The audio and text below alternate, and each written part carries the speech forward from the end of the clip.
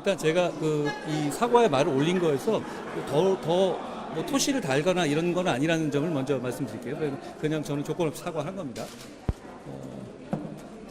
제가 거기 말씀드린 것처럼 그 말이 나경원 후보님이 저한테 법무부 장관이 왜 이재명 구속 못 시켰냐를 계속 반복해서 물으셨잖아요. 그걸 좀 설명을 계속 드리는 과정에서 여러 날에 걸쳐 설명드리는 과정에서 예시로서 든 거였는데요. 준비 안 된 상태에서.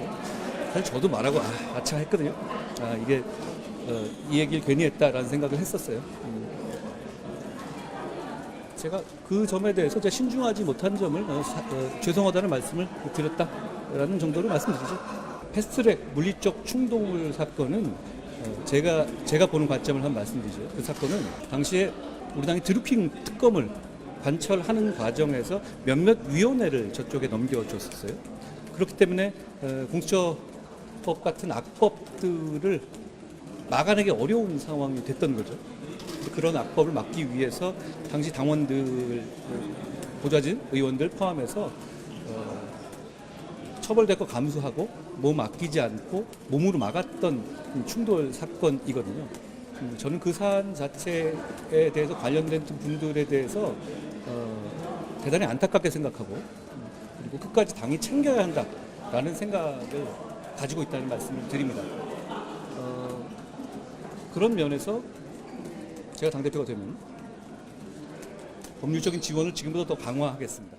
국민의힘의 차기 지도부를 선출하는 전당대회가 닷새 앞으로 다가온 가운데 지지자 간 폭력 사태의 댓글팀 의혹과 공소 취소 청탁 폭로 등 이른바 자폭 국면으로 가고 있다는 내부 우려가 잇따르고 있습니다.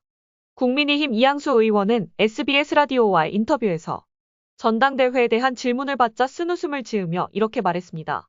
예. 자해까지는 가능한 것 같습니다. 자해까지 맞는 거예요? 자폭은 아니죠. 그럼 분당대회 맞습니까? 분당까지는 안 갈 거예요. 그럼 분열대회입니까?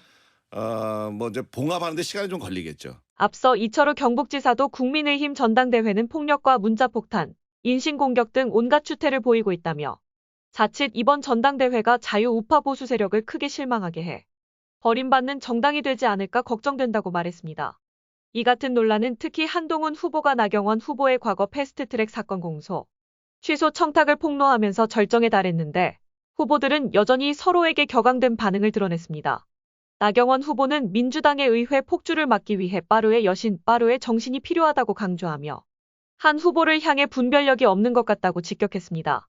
한동훈 후보가 굉장히 해야 될 말과 하지 말아야 될 말, 이런 부분에 대한 분별이 없는 것 같습니다.